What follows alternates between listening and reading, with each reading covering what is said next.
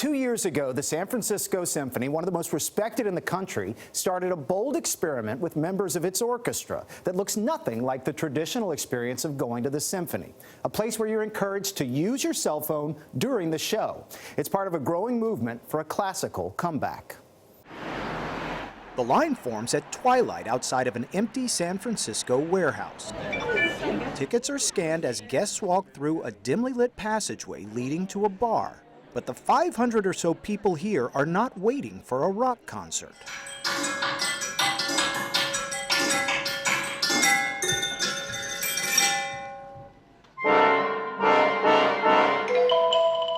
They're in for a very different kind of experience.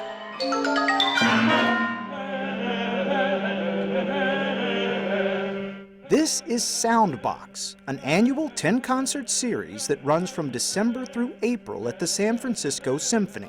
As many of you know, this SoundBox is an experimental space.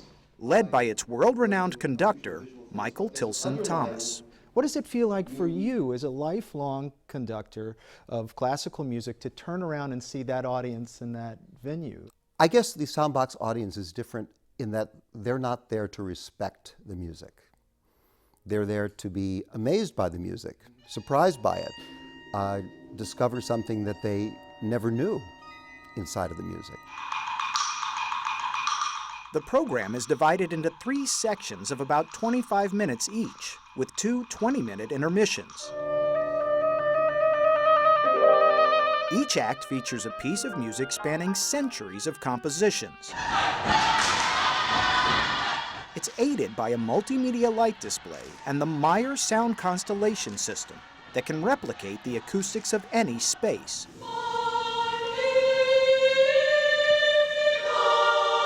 From a large cathedral to a small recording room.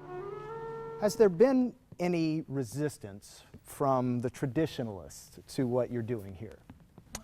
No, not really. The Symphony's executive director, Brent Asink, took us through the barren rehearsal space that now moonlights as a vibrant concert hall. We're standing right in the middle of the audience, actually, right now, because over there we have one stage, over here we have another one. Both have big screens behind them that is in some way related to the music. Is this in part to answer the challenge to reach new audiences? SoundBox is a way of bringing people into a space that is in many ways more comfortable and more diverting for them.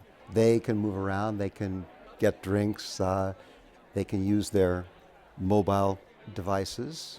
I think it's been very surprising for us that the attention of the audience in this situation, in fact, has been more focused, more quiet, more attentive than many of the regular subscription concerts. Is classical music dead? That is sheer and utter nonsense. Classical music is as vibrant now as it's ever been. Over the past 2 years, interest in the art form has crescendoed in pop culture with the success of Amazon's Mozart in the Jungle, even as the show posed that existential question early in its first season. To capitalize on the show's buzz, it was bland. Where did you study? What the hell was that about? It's so boring. I kind of liked it. Miller Theater at Columbia University produced this spoof of a reality show competition to promote its pop-up concert series. It has to be in C major. Total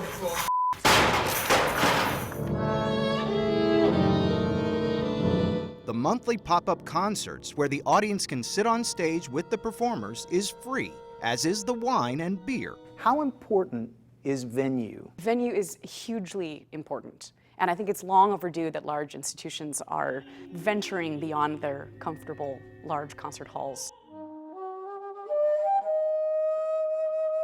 15 years ago, flutist Claire Chase founded the International Contemporary Ensemble.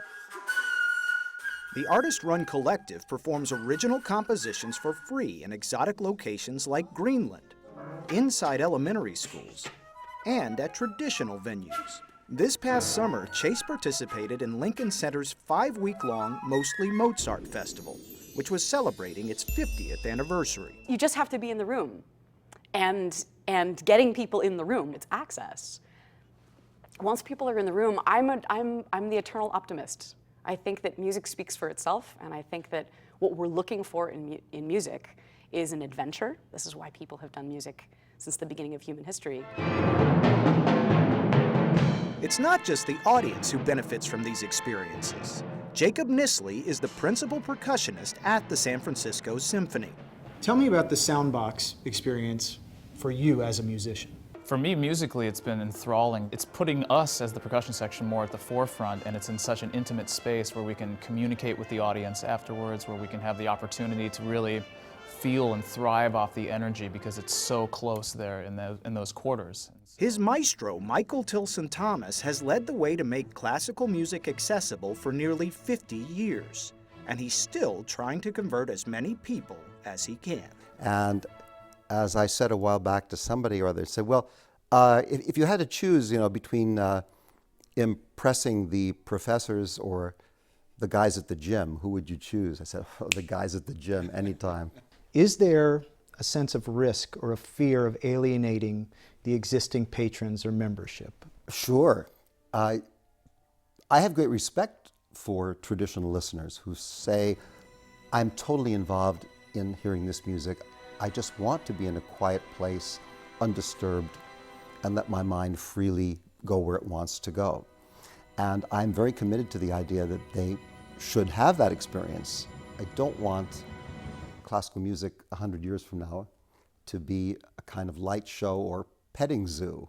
It's more on the scale of a national park. It's like this vast park containing meadows and glaciers and rocky escarpments and vast plains, and all of these things are there. SoundBox gives people more of a chance to quickly access that kind of experience.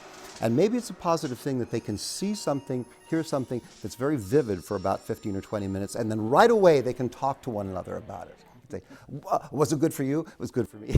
That kind of thing.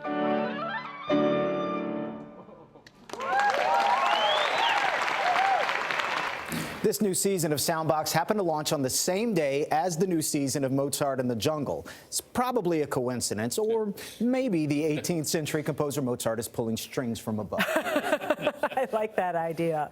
I remember being taken to concerts when I was a kid, and then we were reminded that on Saturday mornings here on CBS, they had a concert series. Leonard Bernstein, yes. Yeah. I mean, Young people's concerts. I was actually in the audience in the theater for those when I was a kid. My parents signed me up. What a lucky kid. No, I hated it.